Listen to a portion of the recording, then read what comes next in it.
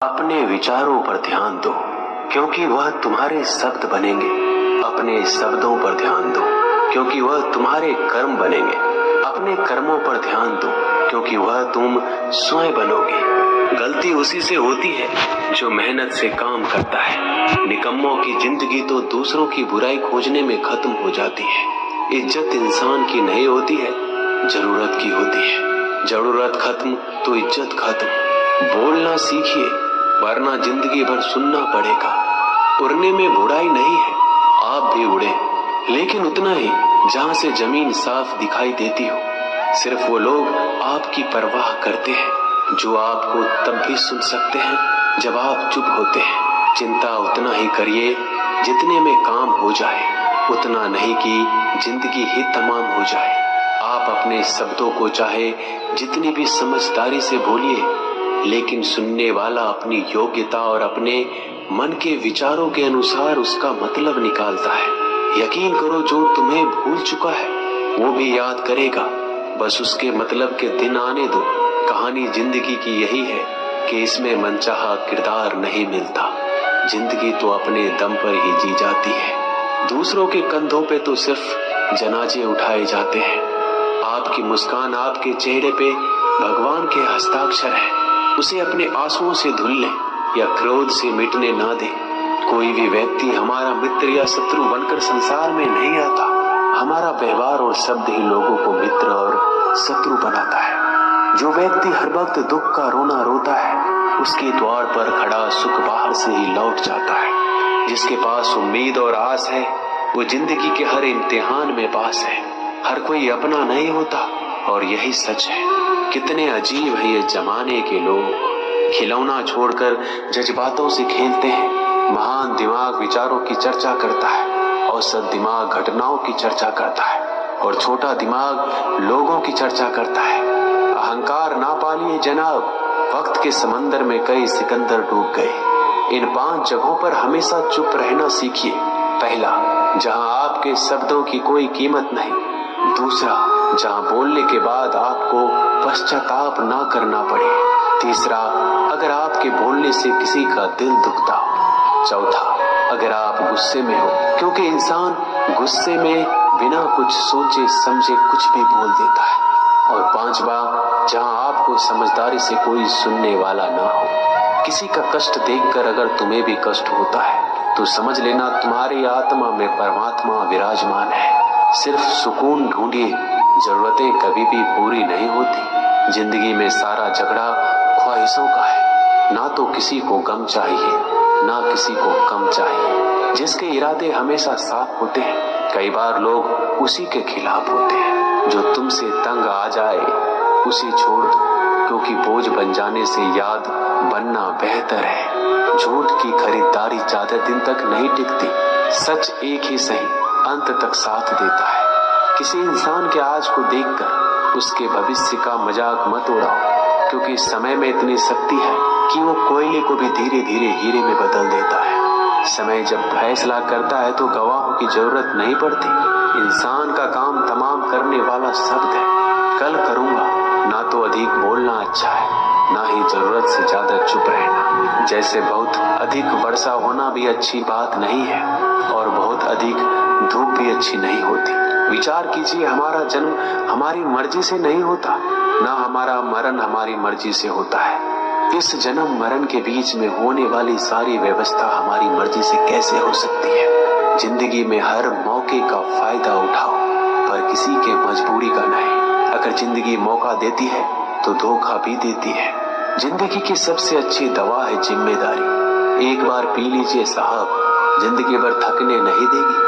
जीवन में प्रयास सदैव कीजिए, लक्ष्य मिले या अनुभव, दोनों ही अमूल्य है। जिंदगी में तकलीफें तो हवा के झोंकों सी होती है, जो आती है और चली जाती है, पर ये जब जब आती है तो सभी के नकाब उतार कर जाती है। जो आपने सोचा है जरूरी नहीं कि वो मिल जाए, मगर जो भगवान ने सोचा है वो आपको जरूर मिलेगा। इंसान कर्म करने में अपनी मनमानी कर सकता है, मगर फल भोगने में अपना वो होता है जिसके साथ बातें खुलकर की जा सके। ना कि संभल कर मनुष्य अहंकार और गलतफहमी के कारण महत्वपूर्ण चीजों से दूर रहता है। गलतफहमियां सच नहीं बताती और अहंकार सत्य को देखने नहीं देता। अगर आपके साथ जिंदगी खेल रही है तो आप निश्चित ही एक बेहतरीन खिलाड़ी होंगे। जिंदगी का काम है ठोकर मारना, बिखरना है या निखरना है ये तो आप पर निर्भर करता है। आज तुम्हारे जीवन में कितनी मुसीबतें हैं इससे कोई फर्क नहीं पड़ता। फर्क पड़ता है तो बस इस बात से कि तुम उसका सामना कैसे करते हो।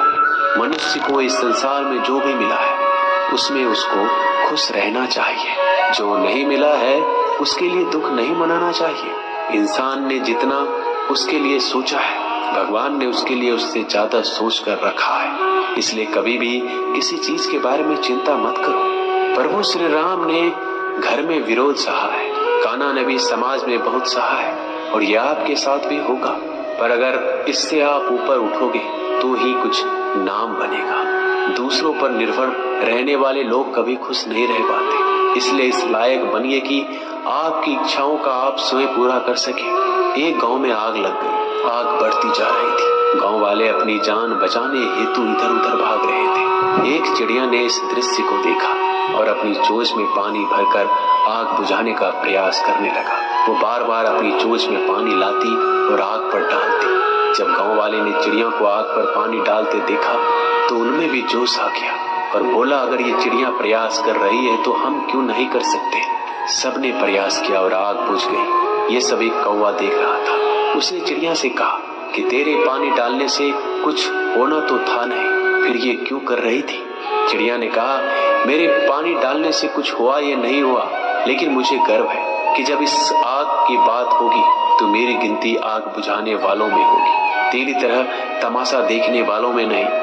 एक बार एक किसान अपने खेत में काम कर रहा था। खेत में काम करते करते किसान की घड़ी खो गई। कुछ साल पहले ये घड़ी किसान को उसके पिताजी ने दी थी, इसलिए वो घड़ी उस किसान के लिए बहुत कीमती थी। अब किसान सब काम छोड़कर घड़ी ढूंढने लगा, लेकिन बहुत देर होने के बाद भी वो घड़ी नहीं मिली। तभी किसान ने पास में खेल रहे बच्चों को बुलाया और उनसे कहा, बच्चों, इस खेत में मेरी घड़ी गुम गई है। मैं बहुत देर से घड़ी ढूंढ रहा हूँ। तुम में से जो मेरी घड़ी ढूंढने में मदद करेगा मैं उसे एक इनाम दूंगा। इनाम के उत्साह में सब बच्चे उस घड़ी को ढूंढने में लग गए, लेकिन इतने बड़े खेत में छोटी सी घड़ी ढूंढना बहुत ही मुश्किल काम था। कुछ घंटों बाद सब बच्चे जाने लगे। किसान ने भी अपनी उम्मीद छोड़ दी, वो भी घर जाने की तैयारी कर रहा था। आखिर में एक बच्चा किसान के पास आया और बड़े शान से कहा कि सब बच्चे चले गए, बस मुझे थोड़ी देर और घड़ी ढूंढने दीजिए। किसान ने कहा, ठीक है, मैं कुछ देर बाद आता हूँ, तुम देखो जब तक घड़ी मिलती है या नहीं। किसान जब 20 मिनट बाद आया तब बच्चे के हाथ में घड़ी थी। किसान आश्चर्यचकित हो गया और बच्चे से पूछा कि इतना जल्दी तुमको घड़ी कैसे मिल गई।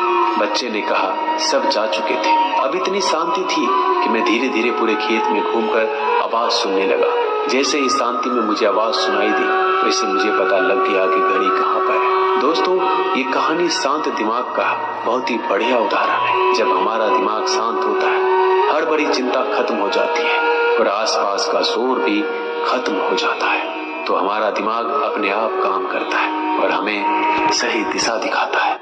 अपनी जिंदगी से कभी नाराज मत होना, क्योंकि ऐसे कई लोग हैं जो आपके जैसे जिंदगी जीने का सपना देखते हैं। किसी भी असफल व्यक्ति से पूछोगे कि तुम सफल क्यों नहीं हुए तो वह 2 कारण देगा कि मेरी किस्मत खराब थी, मेरे पास समय नहीं था। कोई भरोसा तोड़े तो उसका धन्यवाद कहना, क्योंकि ये वही लोग होते हैं जो हमें सिखाते हैं कि भरोसा सोच समझकर करना चाहिए।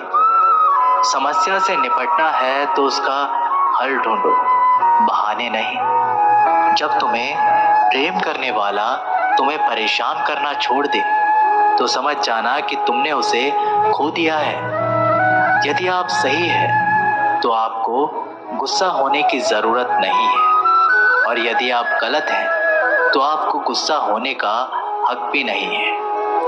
श्री कृष्ण कहते हैं, जिस तरह हवा एक दिशा में नहीं बहती, समय समय पर बदलती रहती है, उसी प्रकार आदमी की किस्मत भी समय समय पर बदलती रहती है। इसलिए समय खराब है तो परेशान ना हो, बस सही समय आने का इंतजार करें, क्योंकि समय जरूर बदलेगा। याद रखना, अगर बुरे लोग समझाने से समझ जाते और सुधर जाते तो बांसुरी बजाने वाला कभी महाभारत होने ही नहीं देता।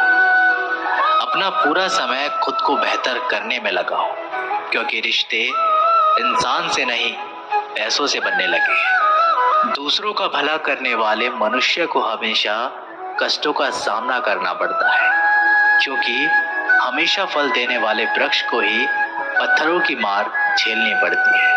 शिक्षा कहीं से भी प्राप्त कर सकते हैं, लेकिन संस्कार हमेशा घर से ही मिलता है। ना रास्तों ने साथ दिया, ना मंजिल ने इंतजार किया। क्या लिखूं अपनी जिंदगी पर, मेरे साथ तो उम्मीद ने भी मजाक किया। पैसा एक ही भाषा बोलता है, अगर तुमने आज मुझे बचा लिया तो कल मैं तुम्हें बचा लूंगा।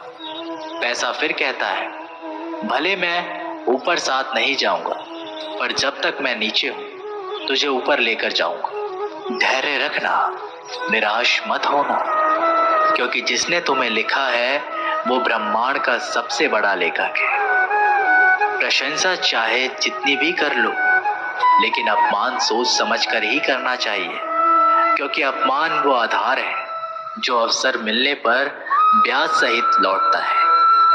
आप पीछे जाकर अपने अतीत को नहीं सुधार सकते, लेकिन आज काम करके अपने आने वाले भविष्य को जरूर सुधार सकते हैं।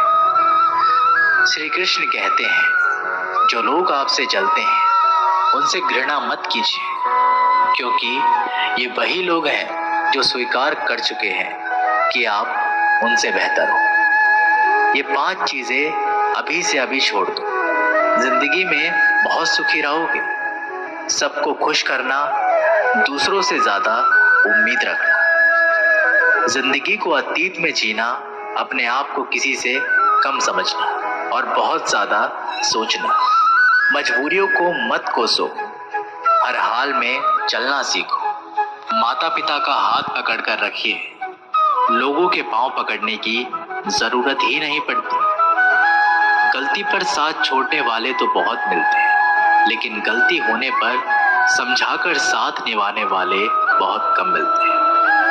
कद्र कर लो उनकी जो आपसे बिना मतलब की चाहत रखते हैं, क्योंकि दुनिया में ख्याल रखने वाले कम और तकलीफ देने वाले ज्यादा है। मैंने अक्सर देखा है, जब किसी को किसी से रिश्ता खत्म करना होता है, तब सबसे पहले वह अपनी जुबान की मिठास खत्म कर देता है। ताकत और पैसा जिंदगी के फल है, परिवार और मित्र जिंदगी की जड़ है। हम फल के बिना अपने आप को चला सकते हैं, पर जड़ के बिना खड़े नहीं हो सकते। गरीबों का मजाक मत उड़ाओ, क्योंकि गरीब होने में वक्त नहीं लगता।